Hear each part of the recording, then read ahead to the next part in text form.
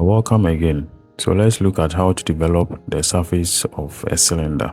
It is one of the simplest ones that we can learn as an introduction to surface development. So a cylinder is basically a circle that goes up, or it is a circular prism. Then from its front or the vertical plane, we see a rectangle.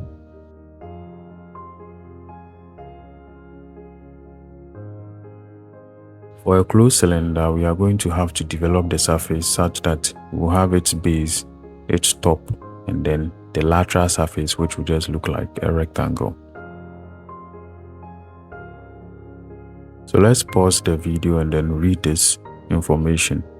We are going to use this as a guideline and then dimensions to develop the surface of a normal cylinder. Now, before you start drawing anything, you would always have to zoom or to see your green vertical line and your red horizontal line.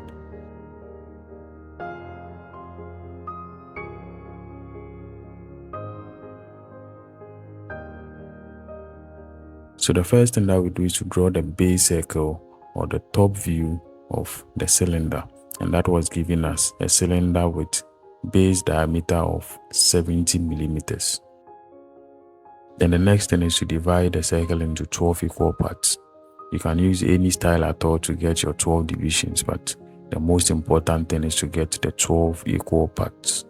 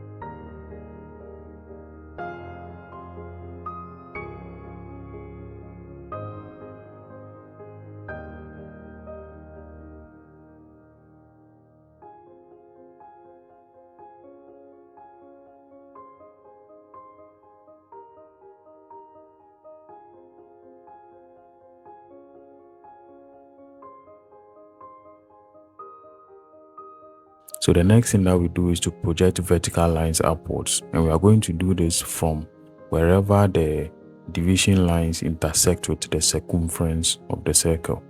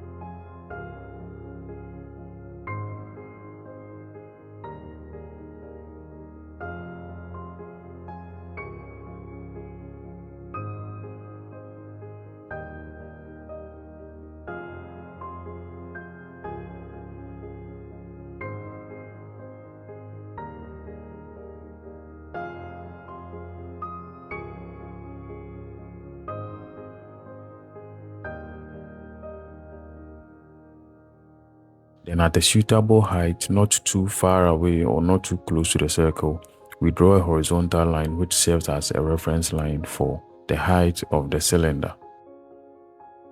Then we are going to use the offset tool to just get the height of the cylinder from that reference horizontal line that we've drawn.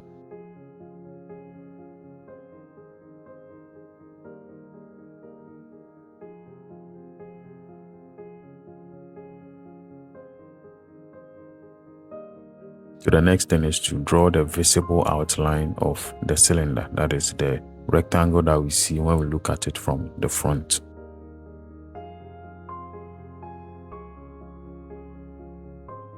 Now that we have the top view and the height or the front view of the cylinder, what we do is we extend horizontal lines to the right. Make sure you extend it as long as you can.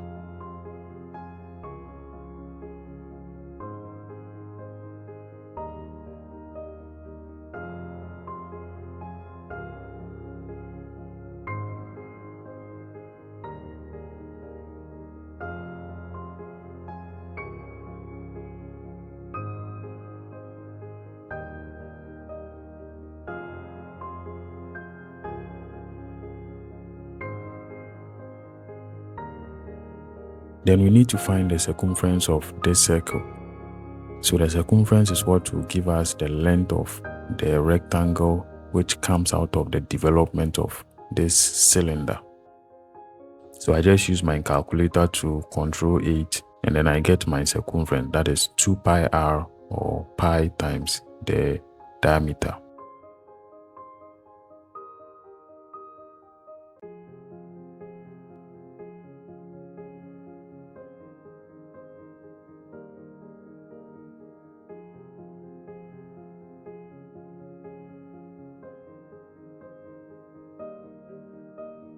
After getting the shape, now I need to divide that shape into 12 equal parts because the circle or the cylinder itself was divided into 12 equal parts. So you can either use the offset tool or you can use the array tool, that is the part array tool, to get your divisions. But I think the array tool would be a faster way. In other videos, we would use that for the development.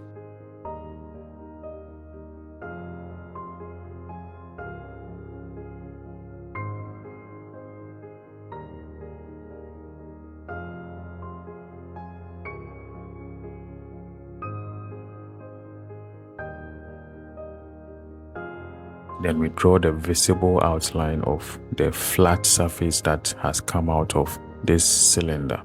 You should know that some of the lines will not be visible. Only the outline of the rectangle will be visible.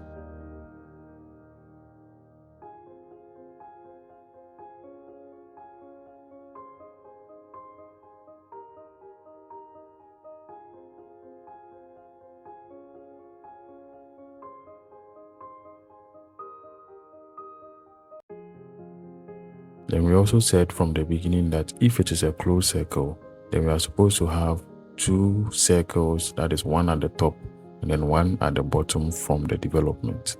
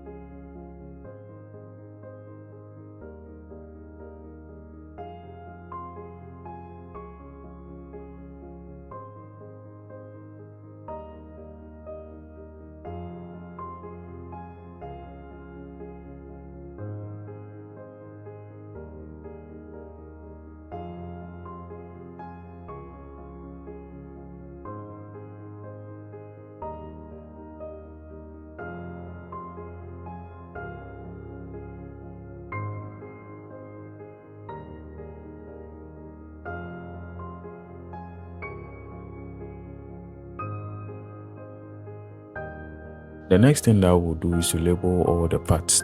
So we are going to first start from the base circle, and this is what we'll do. We will label each part or each line that meets the circumference of the circle, and we are going to label that in alphabets. So we'll first start from A and then we'll end at L. You can decide to go clockwise or anti-clockwise, but however you label the base radius will affect every other thing, and we will explain that after we have labeled the circle.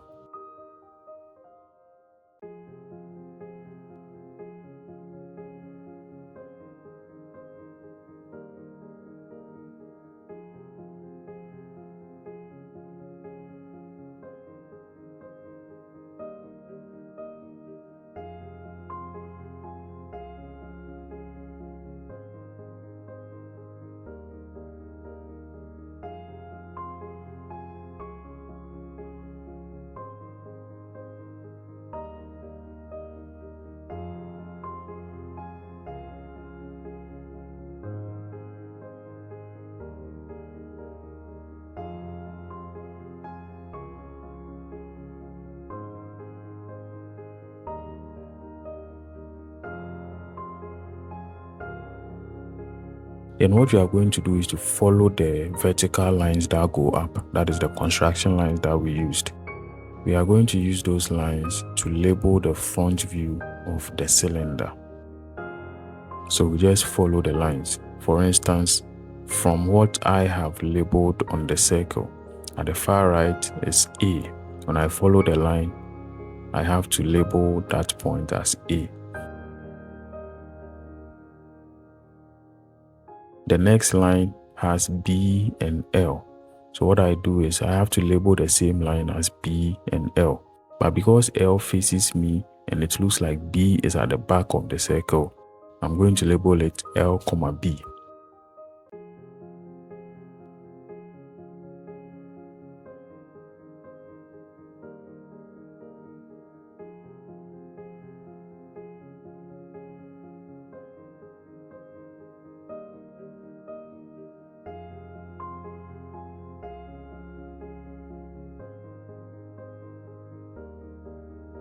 And I'm going to label this one K, C.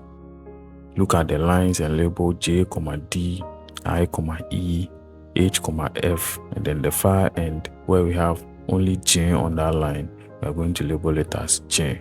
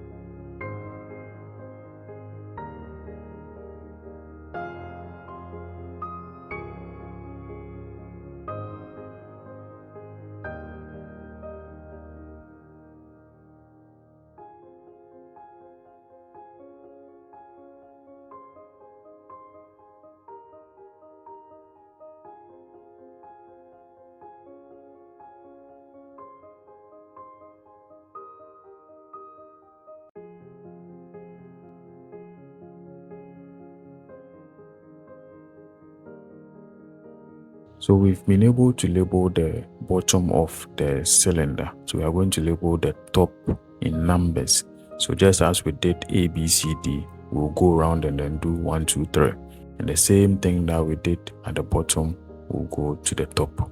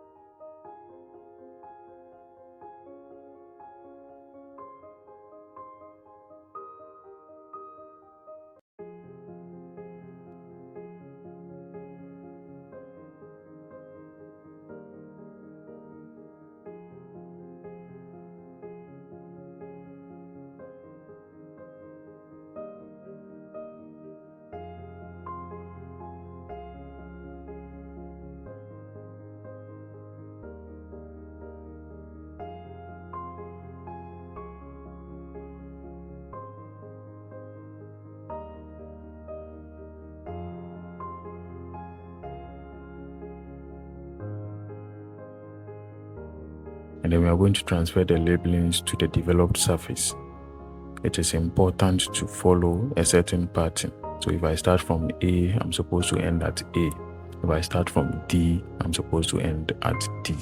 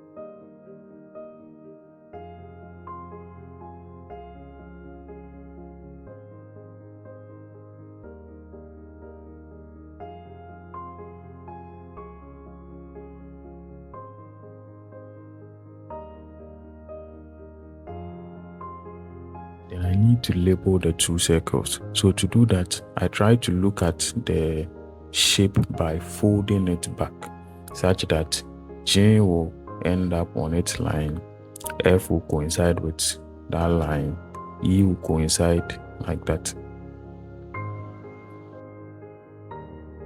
So to label the two circles, I don't just copy the labelings from the base circle to those circles.